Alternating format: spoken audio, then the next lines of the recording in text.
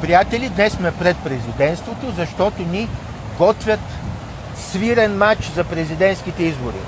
Готвят служебна победа на госпожа Йотова, подкрепена от своите патерици Гюров и евентуалния кандидат на ГЕРБ, които са всъщност един и същи кандидат.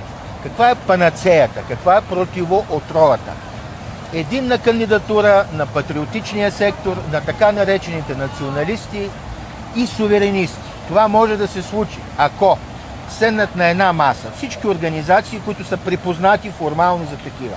Партиите Възраждане, Величие, Меч, популярни граждански движения като Дойран, Народна сила, Фронт за лева, Буекзит, България може, вероятно пропускам, по-важното е всички тези организации да преглътнат егото си, да преглътнат противоречията и омразата помежду си и в името на общата кауза да извадят кандидатура, която да има шанс да отиде поне на балотаж и която да се обедини около няколко основни ценности, за които воюваме всички от година назад.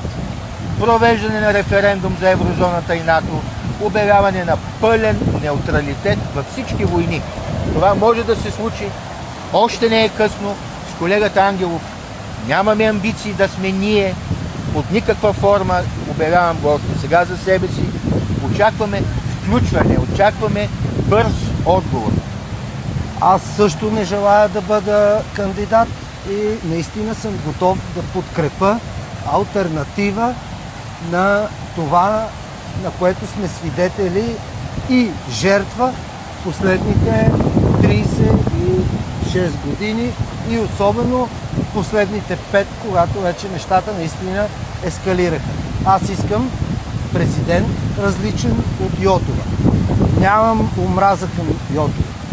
Не изпитвам такава. Напротив, познаваме се. Сигурно, ако я видя на улицата, ще я поздравя. Но идейната пропаст и различие между нас са големи, респективни.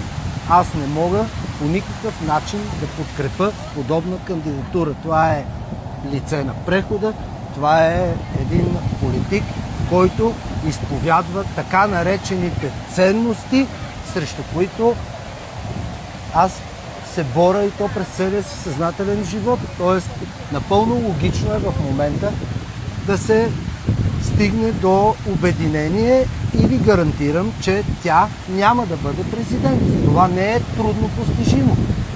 И когато в тази институция все пак седне човек с различни виждания за развитието на България, за нейната външна политика, за отношението към брюкселската хунта, която е прибрала при себе си като съюзници терористични режими, като този в Израил и в Украйна, тогава вече България наистина може да тръгне в друга посока. Още повече новото правителство на Радев, което получи огромно доверие, аз лично считам, че ще бъде по-добре и ще стои по-правилно на мястото си, ако има един коректив в лицето на нов български президент. Смятам, че е наистина антидемократично, антихуманно да предоставим цялата власт в ръцете на един човек и на една партия. По чисто дисциплиниращи причини, редно е тук да има алтернатива. Формулата е ясна. Обединение. Тази формула работи в Румъния, работи в Полша, работи в още източноевропейски държави. Само в България националистическата опозиция безумно и маниакално разединена заради, може би, характеропатиите на неколцина лидери. Може да са и зависимости, нямам представа. Ето топката сега е при тях. Призовавам ги да се свържат с нас. Ние сме готови да предоставим платформа. Разбирайте, някаква заличка, помещение, маса, на която да седнеме, да обсъдиме това нещо, което предлагаме в момента, да изберем една кандидатура и съвсем спокойно може да им причиним синдрома Калин Джурджеско. Абсолютно не е изключен, понеже вие споменахте Румъния. Това е от нас за сега. Аз лично съм дълбоко убеден, че това трябва да се случи.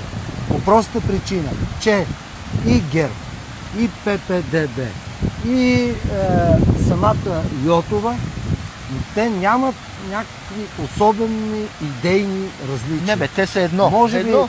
да имат в характера. Сега едно не мога да кажа, защото едните за мен са кръци, докато за Йотова аз такива данни не мога да изнеса и не съм чул. Например. Йотова подкрепеше еврозоната и Истанбулската конвенция. идейно. Йотова твърди, че Русия е агресор. Толкова. Тая жена за мен е аут. Тя е част от брюкселската конюнктура, от брюкселската самозабравила се номенклатура. Тя ще обслужва тази линия.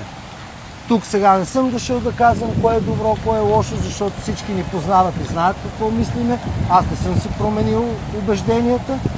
Съответно, няма как да подкрепа Йотова. Предлагам на така наречените патриотични лидери да седнем и да се обединим около една кандидатура. Партиите, които вече споменах, гражданските движения, очакваме колеги, съмишленици, приятели или неприятели да се обадите. Нека се обединим ситуативно в името на каузата. Там нататък аз лично интерес към властта днес нямам. Аз не съм политик.